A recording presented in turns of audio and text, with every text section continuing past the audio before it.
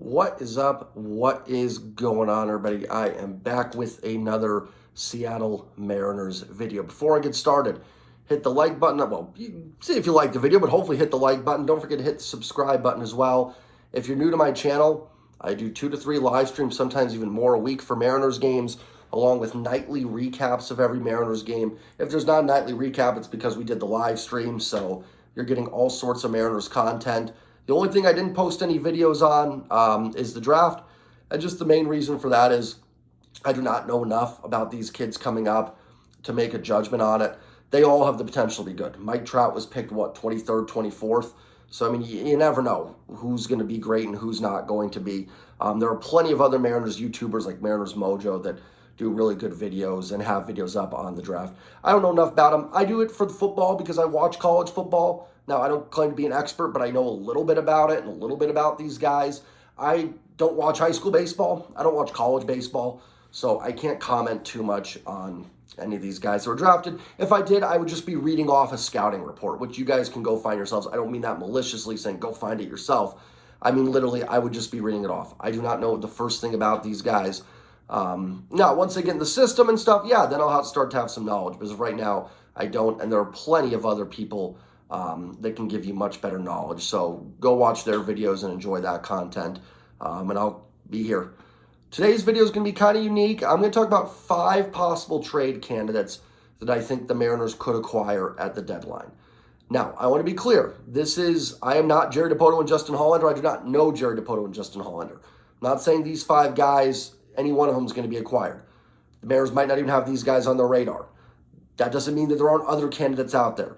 I was just going through today, doing a little research on it. These were 5 names that sort of jumped out to me based on what I know about Jerry and Justin, based on what I know about what the Mariners need, and based on what we know about ownership, that I think would draw the attention of the Mariners and could make them possible candidates to be traded. Jerry and Justin always do some weird stuff, so you never know.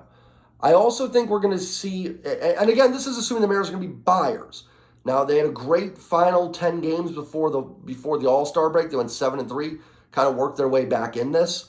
But they're still 4 games out of the wild card and 6 games out of the division. While that's not out of it, that's also not exactly right there either. I think we could see something this deadline similar to 2021 when the Mariners traded Kendall Graveman but tried to acquire they acquired Joe Smith and Toro. So they're trying to get a reliever in return and a guy they felt was going to be a really good utility guy. I'm not saying that was the case, but that's what their thought process was. Then they went out and they got Diego Castillo. So something where they may trade a strength, but then try and get that strength back through something else. I could see them trading Topa and Spire or someone else like that, and then trying to go back and get some relievers in the trade market as well to sort of get some pieces in return, but then fill those holes. So I don't think they're necessarily just going to straight buy like they did last season. I don't think they're just going to straight sell either. And I think the core is too good to just sell completely because you have too many young guys that you're still going to try and build with next year. But these are 5 names that jumped out to me. I'm going to tell you right now, I don't think any of them are very sexy. So if you're looking for Shohei Ohtani, he is not on this list. The Mariners are not trading for Shohei Ohtani. Doesn't mean they won't be interested in the offseason. I think that is a possibility. They are not going to get him. Whoever else you think might be some flashy name, not on here. They're not going to do that. They're going to fill out the roster where they can, and that's where these 5 names are. Hopefully I'll have some graphics up here on the side here with some info on these guys.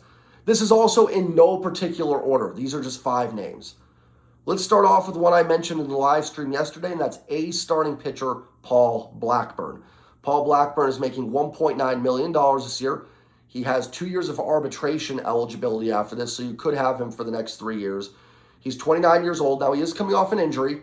He's only pitched 37 innings this year, 41 strikeouts, 13 Ks, 4.86 ERA, pitched 120 innings last year. He is a middle rotation, maybe even number 4 starter. He is exactly what you want, number 4 starter. Ironically enough, Blackburn was actually a Mariners prospect, was traded for Danny Valencia in 2017. Here's the deal with the Mariners starting pitching.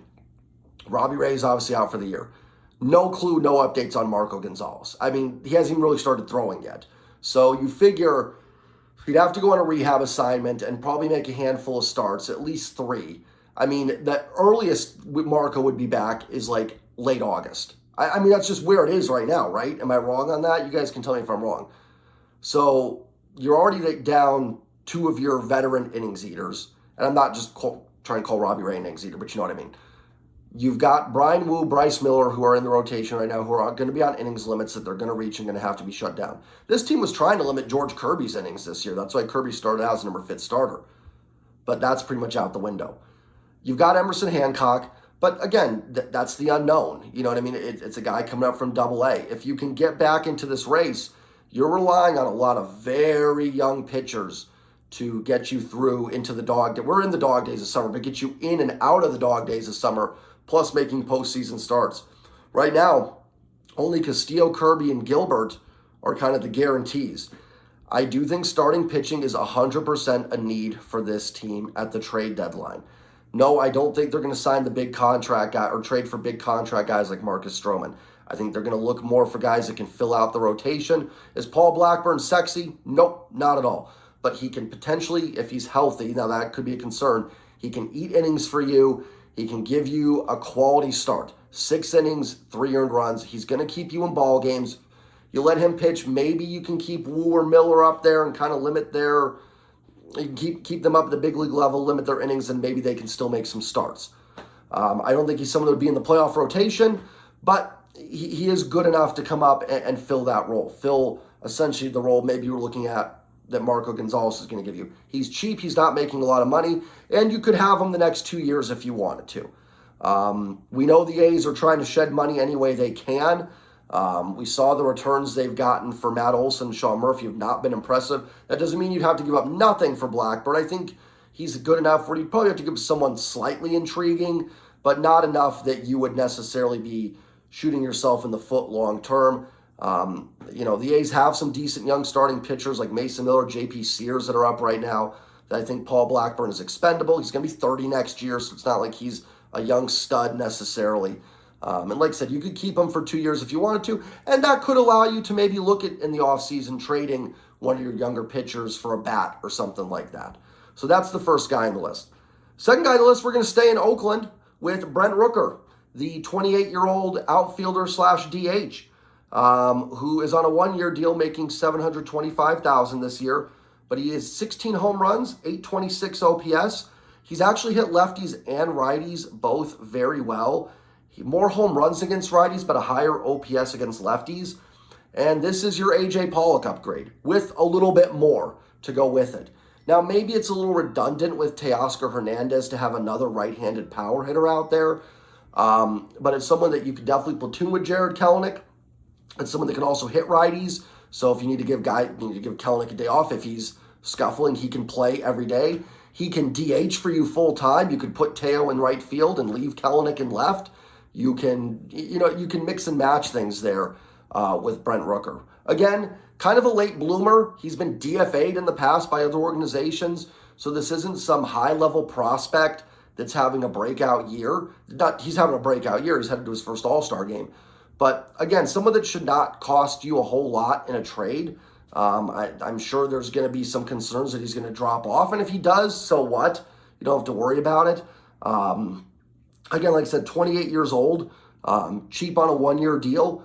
He helps you out. You could probably re-sign him in the offseason or you let him walk. I don't know what you want to do, but he's not going to cost you a lot of money. I don't think a guy that's going to cost a ton to get into trade. Maybe there's something you can work out where you could get a package of Blackburn and Rooker. Now, that might cost you a little bit more.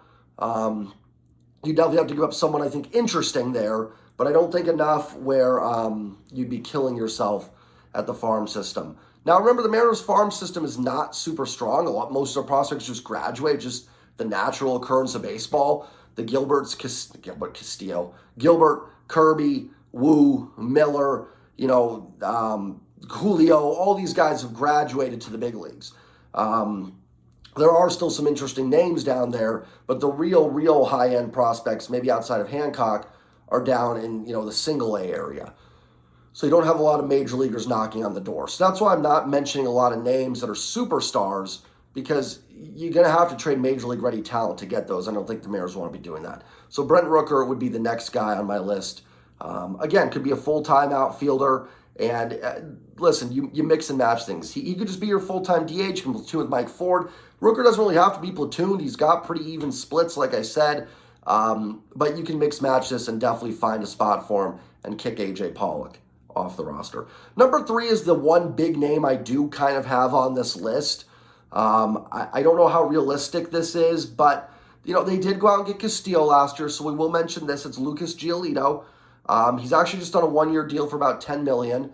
I don't know if that's something ownership would want to do for a guy that's going to be a free agent that they are not going to be re-signing next year. So actually, the more I think about Giolito at age 28, the less I think he's likely. I don't see the Mariners. They're not going to give Castillo big money, Ray big money, and Giolito big money. This is a move that if this team was in first place, I would say yes, I could see them doing it. But being 4 out, I think it's too expensive, and you'd probably have to give up too much for a guy that will definitely help. Giolito's fantastic, 3.45 ERA.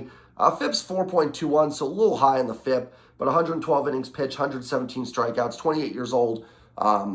Be a great addition, but do the Mariners give up what they'd have to give up? Do they take on the contract for someone that they're 98% sure, I would say, maybe 95, you're not going to re-sign next year? And that I don't think guarantees you into the playoffs. Now, if this team was 5 games up in the division, then yeah, because you're talking World Series. Right now, we're talking about getting the team over the humps to the playoffs. That's why I mentioned guys like Paul Blackburn that aren't super sexy, but are good enough. So the more I think about it, Giolito's probably a no, but it's still a name likely to be traded. Jerry and Justin have gotten creative before, so I do want to throw it out there. Now, the next name is someone that's kind of on the opposite end of that, is going to be arbitration eligible for a couple of years now. I'm not sure if this team is looking to trade him or not. If you're a fan of this team, let me know. But that's Aaron Savali from the Cleveland Guardians. Now, you might say, is Cleveland selling? Because they're in first place right now. So I don't think that Cleveland is necessarily going to be selling guys. But Savali has missed some time. That was an oblique injury. He's only pitched 52 innings. Not a big strikeout guy, but a low FIP of 3.62, low ERA 2.56. He's cheap. He's arbitration eligible the next 2 years. Now, he's going to cost you probably a little bit more. And again, you've got to look at, is Cleveland selling at the deadline this year? More than likely, they're probably not. But sometimes, if you're looking at it from Cleveland's perspective, look at it from, I'm trying to think, maybe not the Mariners' perspective might be a bad idea, but think about being in first place at 500.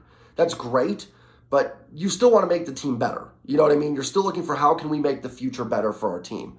And there are teams that will be in those scenarios. Look at the 2021 Mariners made some sells at the deadline. The 2009 Mariners, teams who were playing pretty well, that were in contention, but realized, it's maybe next year that we're looking at. And I'm not saying that's the Guardians. I'm not saying they're going to do that. They may say, screw it, we're going to buy, and go for it. But it's a name that I think could be out there that is interesting. Again, the AL Central being so competitive and Cleveland technically being in first, you're kind of running, it's almost the opposite of Giolito, because the White Sox are definitely more likely going to sell.